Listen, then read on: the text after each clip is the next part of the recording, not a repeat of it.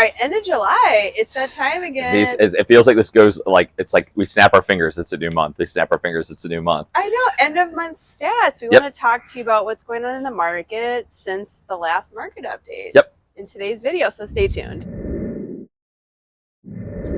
Let's just get down to it. What's happening?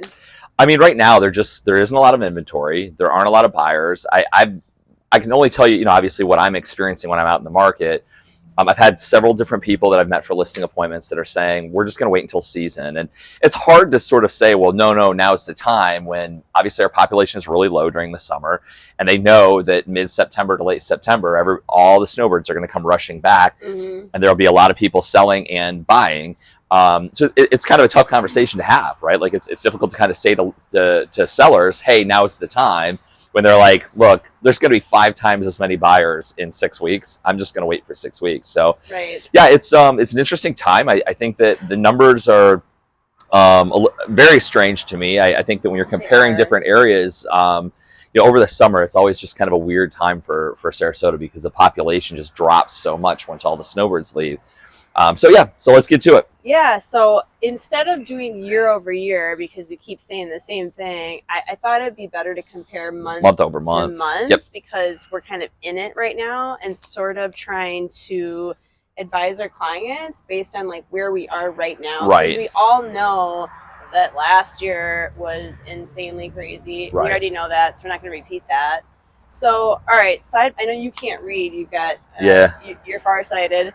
So, from May to June, right, because we're in July here. So the closed sales in June went down by about 60 or 70. Yeah, it was 822 down to 769 closed transactions. I mean, I certainly have felt that. Sure. We've got a couple transactions pending, which is great. I don't know, and this might come off the wrong way. I hope it doesn't. But generally in the summertime, I've seen this for many years ongoing, that we tend to sell less luxury in the summertime. We do. Than we do season. I don't know why that is, but I don't know. I mean, I feel like maybe the luxury sellers listing side, the sellers are kind of looking at the timing and because they can afford to maybe wait. They can afford the carrying costs to wait, and they look at the timing is, gosh, if I list now and I don't find my buyer, I could be 60, 90, 120 days on market by the time I'm hitting season, and then the offers I'm going to get are going to be so much substantially lower that between my carrying costs, which are I can afford, it just doesn't make any sense. I feel like they sort of tend to think to themselves, well, I'll just wait, put it on market in the middle of season. There'll be more buyers. I won't have as many days on market, and I'll get a better price. And like maybe younger families that now have a break with the kids done in school, maybe they have more opportunity to look and things like that. So I think it's a combination of things, although school's starting up soon again already. Right. I can't believe it. Right. But so to that point, I think with the volume, went down slightly. Which, the dollars volume, sense. Yeah, it was 574 million or 574 million, basically down to 568 million. That's a huge drop. So from May to June, it did drop in overall volume, which again, to me, I felt it makes sense. Yeah. And it is timely for the time of year. Now, and I will say this over and over and over again, despite the traffic being down in the summertime, there are opportunities for buyers and for sellers. So because we have less people here driving around, it doesn't mean that transactions aren't happening. And sometimes there's a sweet spot where 2 parties can come together. I mean, I just sold a frenzy, and then a deal can be made. Well, I just put a property under contract, full ask, a couple weeks ago, and full ask in the middle of summer. The right person came in and said, "Look, right price, right person came in, and they purchased the property." So was it a move-in ready place? It's pretty well done. I mean, it's not. It needs a couple of updates, but nothing really substantial. It's definitely move-in ready, and obviously my seller's happy with the price. The buyers are happy with it. So we are getting deals done. You know, I think there's this notion that everything just stops in June, July, and August. Not so much. And we really haven't seen that. I mean, we're putting deals together. We have listings that are coming on, and we're busy right now. So yeah. I'd like to be busier. We all would. Yeah, always. I think we always say that. Yeah. Okay, now even though the volume is down, both the median and the average price went up. So median, now again, just before I go to this, remember, when we're talking stats, we always use Sarasota County, single family homes. Correct. We don't even talk about Manatee County. We can with anybody, but just for the purposes of the video, for simplicity's sake, that's what we're referring to. So median from 510 in May to about 522.5. Went up a Price little range bit. Went up A little bit. even though again volume is down, and then the average went from 699 to 738. That's kind of a big jump. It's a pretty decent sized jump. In the middle of summer. Right. I mean, Right. that's, I feel like, and I know you agree, I feel like, and maybe we talked about this in the last month market update, but I do feel like some sellers are still of the mindset of 2020 to 2022, so they're not fully adjusted. Right. Because they haven't had the need to enter the market. Right. And we've had some tough conversations, like price reductions, trying to get sellers more realistic. It's been a challenge. It's challenging, and it's tough for buyers, because if they were in the market 4, 5, 6 months ago and they're financing and they're looking at a certain price point, well, now they can't afford that house. Right. And the houses that they can afford, when they come down, they're like, well, I don't like anything I'm seeing, because it's, well, of course, you're looking at a house that's $150,000 cheaper than what you were looking at 4 months ago or 5 months ago. You're not going to find the same quality and the same that person settings. might leave the market or go north or south. And if you do find that your territory is moving out of our area of expertise, like for me, I don't know St. Pete or Tampa. Sure. We've got really great, amazing referral partners, both to the south and the north and the south and east and all around the country while we're at it. Yep. I just had a client that sold his property here in Sarasota. He's moving to Michigan. I referred him to a realtor up in Michigan. And quick and easy, and it's and they're getting a quality agent that we've vetted and made sure that is going to do a good job for them. Let's divert just for a moment to touch on this, because I think it's an important thing. Why would it be important to get a referral from an agent like you or me for our client? I mean, for us, it's making sure that our clients are being taken care of. I mean, and you don't, if you're just pulling up Google and grabbing the first name off of Google and calling it, that agent could be somebody with 30 years of experience, or could be somebody with 3 days of experience. And there's obviously a lot of, there's a big gap that happens between 3 days and 30 years. Right. You want to have somebody also that's full-time. We say all the time, there's almost 9,000 agents in Sarasota County. Of those, my guess is there's probably less than 1,500 that are working full-time.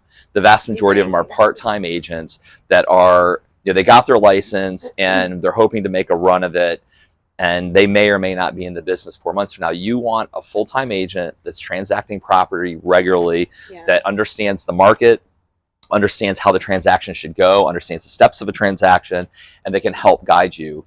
And that's whether you're buying or selling in Sarasota, Florida, or no matter where. In Lansing, Michigan. It doesn't matter. And so we will help. We have a network with Coldwell Banker that will help find that agent for you that will do a good job for you and has some experience and is working full time. And we know like the designations, like what they mean, and is that appropriate for that client? Sure. If we have a relationship with this agent, and we could go on and on. Now, if there's not a Coldwell Banker agent, we still want you to be with the right person. Right. So if there's not a Coldwell Banker agent, of course we're partial. Right. But I've also worked at other companies that and I trust other people that have been in the business, and I've referred to them as well. Yep. And so anyway, we diverted on the topic of the statistics, but that falls into why that's important for our clients. Right? Absolutely. So, all right, next up, what is it? Okay, look at like new listings. Okay, new listings. So in May, there were 813 new listings. It went up a little, 836. It's just a touch, though. It's about the same. Yeah, it's just pending inventory, 1179 in May. Went down. So pending sales went down by a little bit of a margin. Again, sort of felt that.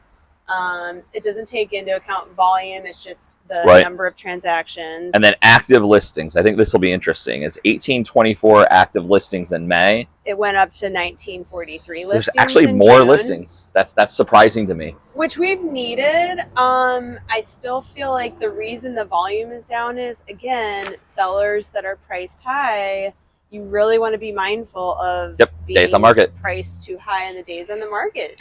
as all that ends up happening if you're priced too high and those days on market start adding up, you're just begging for people to come in with really low ball offers. And so you really need to be cognizant of how many days we've been on market. And I sort of say to people, at 30 days, you really need to be having a conversation. At 45 to 60 days, if you're not getting offers in 45 to 60 days, you've got to adjust the price. And if you're not by 5,000, no, that's not going to cut it. It's, although now, that being said, now when you have a good agent like you and me, we've had a couple really challenging listings. Sure. That we actually sold within, I think ours was 98 or 96 percentile. Right. Which is amazing considering how many days on the market that one sure. was. I think it was on the market almost, it was 100 and some days, I want to say. Right. And so that, you know, is creeping into closer to 200. Right. And for us to get closer to that 98 percentile, right. I mean, I fought for it. Like, and so when you hire someone like us that knows how to negotiate, knows how to like pick out the points of the contract, of the house, I'm sorry, that will explain the price, that's what you need. Right. And you had one, again, both of these properties needing work. Right. There are major issues with something with the location. Yep. So these are not properties that are pristine and easy to sell. And for anybody to have a real estate license that can just sell these properties. Right. So pat on the back. Yep, and pat on the back. Yeah. And on that one that you're talking about, I got both sides of that. So I found the buyer for the property and plugged them in, and it was from a contact that I had. He was looking to rent from an investor of mine, and he did for a little while. And then at some point I married them up and said, are you ready to buy? And he said, yes, and plugged them into the property. So it's helpful to have, again, it's helpful to have an agent that's working full time. Yeah, because a part-time guy is not going to know. They're not likely to get both sides of the transaction. No. Not that we have to have both sides, but it is a great thing. And that's our ultimate goal, is to sell the property, right, for our client, because we know it's second to the owner. Right. Or we should. Right. Months of inventory. 3 months. A little bit, from 3 months in May to 3.2 months in June. As agents, that's a good thing.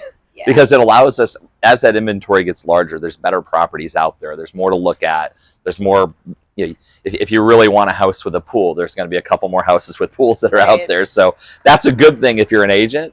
It's a good thing if you're a buyer. If you're a seller, maybe not so much. So we hope that you found this helpful. We pride ourselves on really knowing the statistics. We know the numbers. We know, and I think that's helpful in picking a listing price. You know, I've had some pushback recently from some people that I've gone to their properties and said, this is what we should list it at. And they're saying, well, you know, a property just sold in here for, you know, $1.5 million. And I'm like, okay, but that property was completely updated. And yours is not. And yours is not completely updated. In fact, it hasn't been updated in 40 years. So, you know, you really are trusting the agent to come up with a price based on the comps and based on the statistics. And so if they don't know the statistics and they don't know, you know, what is the average days on market? What's the market? What's the buyer? What's the price? Right. I mean, these are all huge factors. They are. And I'll even go as far as to say that, like, you know, when we're making recommendations, they're just recommendations. But, you know, look, we're trying to base them based on what's selling. And at the end of the day, it doesn't do me any good as an agent to take a listing that's listed $300,000 or $400,000 over what it's worth, because you look bad. One, I look bad. Two, I'm spending money from the second that I take a listing. I'm immediately paying for photos. I'm immediately paying for marketing. I'm immediately paying all of this money out. And you're going to open up. You're not just putting in the market and like sitting back. There's so much involved. There's so much involved. We open the properties up. We take great pride in that. We talked about that in the last video. We do the showings. We do our own open houses.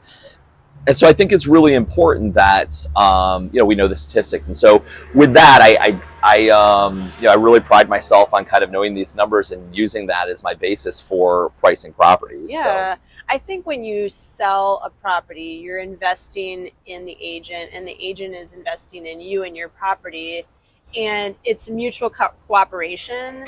Right. Like, agreed. Ultimately, listen, it's a team effort here. It totally is. It's a relationship that will hopefully last a lifetime. Right. Even if you move out of the area, we want the referrals. The referrals are absolutely priceless, and like the biggest thing I'm thankful for.